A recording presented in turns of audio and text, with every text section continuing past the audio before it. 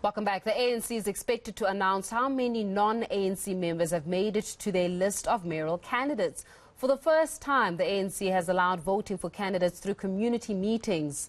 Does this now demonstrate a modernized ANC? The party has over 4,000 branches across the country. So let's discuss this now with political analyst Levy Ndou. Levy, thank you so much for your time this evening. I mean, it really is a noble cause to see that even non-ANC members can be due for selection of mayoral candidate. And looking at just the statement released by the ANC in that regard, it was around the mandate to restore the moral integrity of the leadership of the ANC. So they've reviewed and improved the candidate selection process to ensure communities take the final decision on the selection of candidates. Noble cause, but I guess it's all about how exactly will this pan out and be implemented, if it's just noise making as well as politicking, or really are we seeing a more transformed ANC or a transforming ANC? Good evening, Faith. Good evening to the viewers at home. Quite expected. And one would say maybe this actually came out very late. Remember, the ANC has always claimed to be rooted within the community, and it said that it is the People's Party. And obviously, the ANC, that is the People's Party, would actually ensure that in whatever decision that they make, either the selection of candidates, either policy issues, and many other issues that will concern the ordinary citizens, one would expect the ANC to have actually adopted and implemented this approach long time ago. But another aspect that I think we need to look at, Faith, is that the ANC has learned the hard way.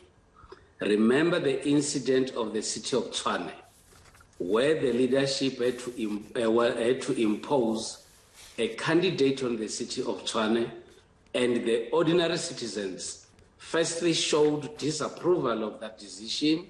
They went all out to the streets demonstrating their displeasure, and finally the citizens ended up by punishing the ANC in the elections. And I think at this stage, the ANC seem to have learned a lot, but also taking candidates to the people. For me, it's actually some other means of testing the ground, whether the ANC has actually brought the right people that are acceptable to the people. And that, for me, would be another sign of accepting public scrutiny. And obviously, where there is public scrutiny, that candidate or everybody who goes through that process would have actually been looked into. People by ordinary citizens, people who relate with this person on a regular basis, and if they do give approval, it is also an indication to say that indeed the highest possibilities that this person can still make it. Yeah. And I mean, when we're looking at the electoral system, surely this is the time, as you're speaking about how the ANC has had to learn from past mistakes. It's also learning from the up-and-coming and some of the new political parties, so to say, where they're involving community engagement. Action SAS, for example, just one, where they're involving community engagement when it comes to the selection of ward councils and those who would perhaps even represent them at a local government level. Does this avoid any form of corruption? Is this the new normal? Should this be the new normal in terms of how candidates are indeed selected, so the community actually has got a say? Remember, Faith, we always say that local government has got its own dynamics, but the crucial point about local government is that ordinary citizens have to vote for people that they know and people that they live with on a regular basis.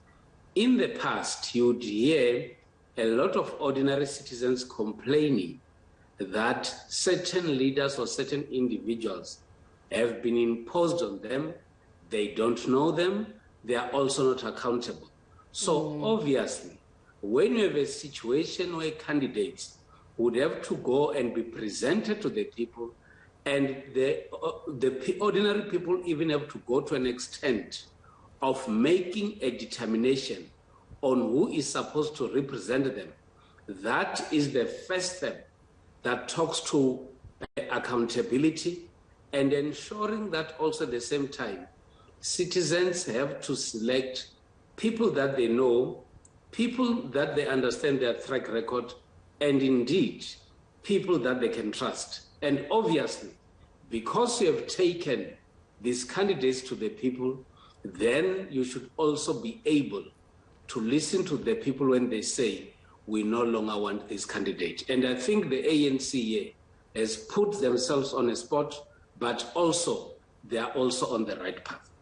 Yeah, we're looking at the state of affairs right now, Levi. We just need your perspective on this. And we've got the decision on whether or not local government elections will indeed be held in October or February 2022. So the jury's still out there. But when we're looking at political parties, for example, would they be ready to canvass? Will they be ready to galvanize votes? Will they be ready to mobilize community members, South Africans, to go out and cast their vote? Or at this moment in time, when we look at the state of affairs with COVID-19 considered, it may just be a fruitless exercise to hold these local government elections in October as opposed to February 2022? Well, it will actually differ per political parties, but there are a few things that I think we need to look at. Firstly, there are sufficient reasons why certain political parties are saying elections should be postponed. At the same time, they talk about the component, the most important component of elections, which is campaigning, and they also talk about their inability not to be able to deliver the message as expected, like traditional. But number two, political parties are always in action. We are seeing political parties involved in a number of activities. Today, we are talking about the ANC having a conference to deal with the list. We are seeing other political parties on social media, and they are arranging a number of other activities. And it could not be sufficient to only say that elections are only possible when there is campaigning. Another aspect that we also need to look at, Faith, is that all other activities of people's lives, except very few, are actually taking place and they are continuing. Leaders of political parties are able to communicate with their constituencies and with their members, but also, I think as South Africans, we also need to follow the trend from other countries. We're talking about elections that have been taking place in a number of other countries whilst in the midst of COVID-19. So I think elections can still happen in South Africa. But at this point, we have no choice because the IEC has taken a decision to take the matter to the Constitutional Court. So we actually have to wait for the decision that has to come from the Constitutional Court.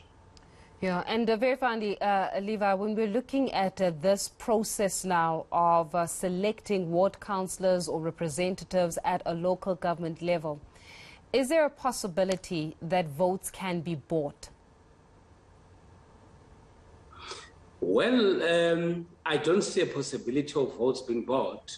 Remember, what would then happen is that different candidates from the same party, which is the ANC, have to be selected through an internal ANC process. And thereafter, the very same candidates have to be presented to the community. So obviously, when you present it to the community, you have actually passed the line or the party line towards now getting an approval from the community. All what these people have to do is to go out, present their own manifestos, campaign using all forms of campaigning so that they are able, at the end of the day, get some seats. I think what would then also happen is that in case there will not be any opposition, say in a ward, from any other political party, that will actually mean that automatically those people will be contesting without any form of opposition. But in politics, anything could happen. People that are used to criminal activities who might not be trusting anything else, they might also go out and do vote buying, especially when the process is actually at its initial stages. But at this stage, we haven't heard of any of such instances, but there is a possibility for such to happen. Political analyst Levy Ndou, we leave it there for this evening. Thank you so much for your insights there on the ANC giving out those holding that meeting for their local government representatives. The candidate list is all that matters at this moment when it comes to that political party. Well, to the